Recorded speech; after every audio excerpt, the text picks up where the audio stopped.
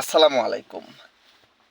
আগামী 13 তারিখে আওয়ামী লীগের হরতাল, অবরোধ, লকডাউন, শাটডাউন আপনারা যাই বলেন, আপনারা আন্দোলন করেন, আমাদের কোনো সমস্যা নাই। কিন্তু সকল দলের কাছে বিনীত অনুরোধ, দয়া করে আপনারা রাস্তায় কোনো গাড়ির উপর হামলা করবেন না। আমরা যারা গাড়ি চালাই, ড্রাইভার আছি বা আমাদের গাড়ি আছে, দয়া করে আপনারা আমাদের ক্ষতি করবেন না। আপনারা এমন এমন লোকজন গাড়ি ভাঙেন যার কিনা গাড়ির চাক্কা কেনার ক্ষমতা নাই, কিন্তু আপনারা কিছু হলেই এসে গাড়ির উপর হামলা করেন। ওরে ভাই, গাড়ি কি অপরাধ করছে?